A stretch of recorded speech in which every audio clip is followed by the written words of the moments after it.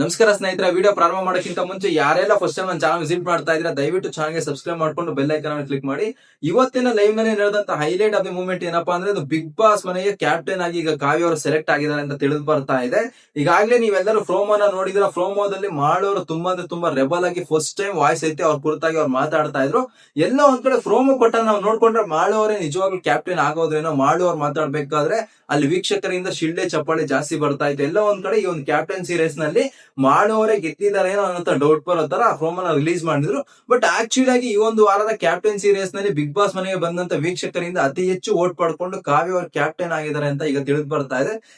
ಈಗಾಗಲೇ ನಿಮ್ಗೆ ಎಲ್ಲರಿಗೂ ಕ್ಲಾರಿಟಿ ಆಗಿ ಗೊತ್ತು, ಬಿಗ್ ಬಾಸ್ ಮನೆಯಲ್ಲಿ ಈ ಒಂದು ವಾರ ಕ್ಯಾಪ್ಟನ್ಸಿ ರೇಸ್ ನಲ್ಲಿ 6 ಕಂಟೆಸ್ಟೆಂಟ್ ಗಳಿದ್ದಾರೆ. ನಿನ್ನೆ 4 ಕಂಟೆಸ್ಟೆಂಟ್ ಗಳಿದ್ರು. ಅವ್ರು ಯಾರ್ಯಾರು ಅಂತ ನಿಮ್ಗೆ ಕ್ಲಾರಿಟಿ ಇದೆ. ಮಾಡುವವರಾಗಿರ್ಬೋದು, ಅಭಿಯವರಾಗಿರ್ಬೋದು, ರಘು ಅವರಾಗಿರ್ಬೋದು, ರಿಷವ್ ಅವರಾಗಿರ್ಬೋದು. ಅವ್ರ ಜೊತೆಗೆ ಈಗ ಜಾನ್ವಿ ಮತ್ತೆ ಕಾವ್ಯ ಸಹ ಬಂದಿದ್ದಾರೆ. ಕಾವ್ಯ ಅವ್ರಿಗೋಸ್ಕರ ಗಿಲ್ಲಿ ಅವರು ಅವ್ರ ಲೆಟರ್ ನ ತ್ಯಾಗ ಮಾಡಿದ್ರು. ನಿನ್ನೆ ಅವ್ರ ಮುಂದೆ ಇದ್ದಂತ ಲೆಟರ್ ನ ತಗೊಂಡು ಕಾವ್ಯ ಅವ್ರಿಗೋಸ್ಕರ ಅವ್ರ ಲೆಟರ್ ನ ತ್ಯಾಗ ಮಾಡಿದ್ರು.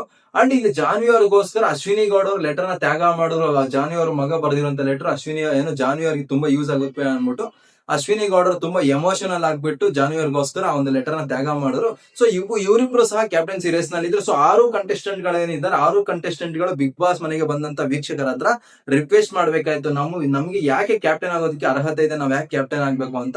ಸೊ ಈ ಒಂದು ವಿಚಾರದಲ್ಲಿ ಕಾವ್ಯ ಅವರು ಅಲ್ಲಿದ್ದಂತ ಜನರನ್ನ ಮೆಚ್ಚಿಸುವಲ್ಲಿ ಯಶಸ್ವಿ ಆಗಿದ್ದಾರೆ. ಸೊ ಅಲ್ಲಿದ್ದಂತ ವೀಕ್ಷಕರು ಏನಿದ್ದಾರೆ, ಕಾವ್ಯ ಅವರಿಗೆ ಅತಿ ಹೆಚ್ಚು ವೋಟ್ ಮಾಡೋದ್ರ ಮೂಲಕ ಈ ಒಂದು ವಾರಕ್ಕೆ ಕಾವ್ಯ ಅವ್ರನ್ನ ಕ್ಯಾಪ್ಟನ್ ಆಗಿ ಸೆಲೆಕ್ಟ್ ಮಾಡಿದ್ದಾರೆ. ಅಂಡ್ ಇವತ್ತಿನ ಲೈವ್ ನಲ್ಲಿ ಇನ್ನೊಂದು ಇಂಟ್ರೆಸ್ಟಿಂಗ್ ಆದಂತ ವಿಚಾರ ಏನ್ ನಡೀತಪ್ಪ ಅಂದ್ರೆ, ಗಿಲ್ಲಿ ನಟರಾಜ್ ಅವ್ರ ಏನಿದ್ದಾರೆ, ಗಿಲ್ಲಿ ಅವರು ಸರಿಯಾದಂತ ಕೌಂಟ್ರೆ ಕೊಟ್ಟು ಧ್ರುವಂತ್ ಅವ್ರು ಅಂತ ಹೇಳ್ಬೇಕು. ಅದೇನಪ್ಪ ಅಂದ್ರೆ, ಕಿಚನ್ ಏರಿಯಾದಲ್ಲಿ ಏನ್ ಸೋಫಾ ಇದೆ ಅಲ್ಲಿ ಕುತ್ಕೊಂಡ್ಬಿಟ್ಟು ಇವ್ರೇನ್ ಧ್ರುವಂತ್ ಅವರು ರಕ್ಷಿತಾ ಶೆಟ್ಟಿಗೆ ಲೆಟರ್ ಸಿಗ್ದಿರಾ ಮಾಡಿದ್ರು. ರಕ್ಷಿತಾ ಶೆಟ್ಟಿ ಲೆಟರ್ ಕಳ್ಕೊಳ್ಳೋದಕ್ಕೆ ಧ್ರುವಂತ್ ಅವರು ತುಂಬಾ ಅಂದ್ರೆ ತುಂಬಾ ಮೈನ್ ರೀಸನ್ ಆಗಿದ್ರು.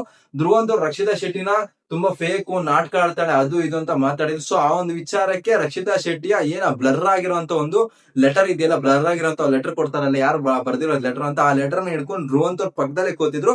ಧ್ರುವಂತ್ ಅವ್ರಿಗೆ ಸರಿಯಾದಂತ ಕೌಂಟ್ರೆ ಕೊಟ್ರು ಅಂತ ಹೇಳ್ಬೇಕು. ಅದೇನಪ್ಪ ಅಂದ್ರೆ, ಲೆಟರ್ ಓದೋ ತರ ಬಿಗ್ ಬಾಸ್ ಮನೆಯಲ್ಲಿ ಅಣ್ಣ ಅನ್ಕೊಂಡು ಅದಿದ್ ಅನ್ಕೊಂಡು ನಿನ್ನ ಹತ್ರ ಫೇಕ್ ಆಗಿ ನಾಟಕ ಆಡುವಂತ ಜನಗಳು ಇರ್ತಾರಲ್ಲ, ಅವ್ರನ್ನ ನಂಬಕ್ ಹೋಗೋದ್ ಬೇಡ. ನಿನ್ ಮುಂದೆ ಅಣ್ಣ ತರ ಬಿಹೇವ್ ಮಾಡಿದ್ರು ಹಿಂದೆಯಿಂದ ನಿನಗೆ ಬೆನ್ನಿಗೆ ಚೂರಿ ಆಗ್ತಾರೆ ಅಂತ ಡೈರೆಕ್ಟ್ ಆಗಿ ಧ್ರುವಂತ್ ಅವ್ರ ಮುಂದೆ ಸರಿಯಾದಂತ ಕೌಂಟರ್ ಕೊಟ್ರು ಅಂತ ಹೇಳ್ಬೇಕು. ಧ್ರುವಂತರ ಎಕ್ಸ್ಪ್ರೆಷನ್ ನೋಡಿ ಅಂತ ನನಗೆ ಸಿಕ್ಕಾಪಟ್ಟೆ ನಗು ಬಂತು. ಎಲ್ಲ ಒಂದ್ ಕಡೆ ಅಣ್ಣ ಅಣ್ಣ ಅಂತ ಓಡಾಡ್ತಾ ಇದ್ದಂತ ಧ್ರುವಂತರ ರಕ್ಷಿತಾ ಶೆಟ್ಟಿ ವಿರುದ್ಧ ತುಂಬಾ ಅಂದ್ರೆ ತುಂಬಾನೇ ಜಾಸ್ತಿನೇ ಸೇಡ್ ಇಟ್ಕೊಂಡ್ಬಿಟ್ರು. ತುಂಬಾ ಅಂದ್ರೆ ತುಂಬಾ ಕೆಟ್ಟ ಮಾತಾಡ್ಬಿಟ್ರು ಅಂತ ನನಗೆ ಅನಿಸ್ತು. ಬಿಗ್ ಬಾಸ್ ಮನೇಲಿ ಬೇರೆ ಯಾರಾದ್ರೂ ಮಾತಾಡ್ಲಿ, ನೀವು ಅಣ್ಣ ಅಣ್ಣ ಅನ್ಕೊಂಡು ನಾನು ಸಪೋರ್ಟಿವ್ ಆಗಿರ್ತೀನಿ ಅಂತ ಹೇಳಿದ್ಮೇಲೆ ನಿಮ್ಗೆ ನಿಜವಾಗ್ಲೂ ರಕ್ಷಿತಾ ಶೆಟ್ಟಿ ನೆಗೆಟಿವ್ ಅನ್ಸಿದ್ರೆ ಡೈರೆಕ್ಟ್ ಆಗಿ ಹೋಗಿ ಅಣ್ಣ ಸ್ಥಾನದಲ್ಲಿ ನಿಂತ್ಕೊಂಡು ನೀನ್ ಈ ತರ ಮಾಡ್ತಾ ಇದ್ದೀರಿ ಕರೆಕ್ಟ್ ಅಲ್ಲಮ್ಮ ಅಂತ ಡೈರೆಕ್ಟ್ ಆಗಿ ಹೇಳ್ಬೋದಾಯ್ತು.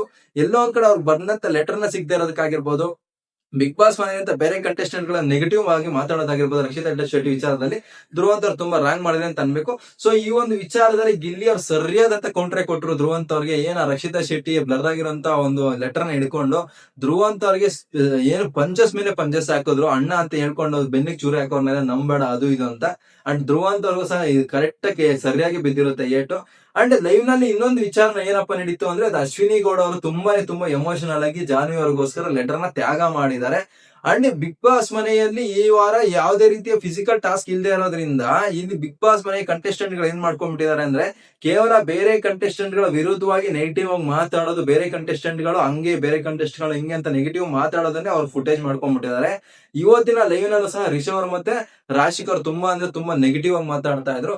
ಅದರ ಕುರಿತಾಗಿ ಸಹ ಈಗಾಗಲೇ ನಾನು ವಿಡಿಯೋ ಮಾಡಿ ಅಪ್ಲೋಡ್ ಮಾಡಿದೀನಿ. ಸೊ ಬಿಗ್ ಬಾಸ್ ನ ಲೈವ್ ಅಪ್ಡೇಟ್ಸ್ ಗಾಗಿ ಮಿಸ್ ಮಾಡದೆ ನನ್ನ ಒಂದು ಚಾನಲ್ ನ ಸಬ್ಸ್ಕ್ರೈಬ್ ಮಾಡ್ಕೊಡಿ ಅಂತ ಹೇಳ್ತಾ ಥ್ಯಾಂಕ್ ಯು, ಧನ್ಯವಾದಗಳು.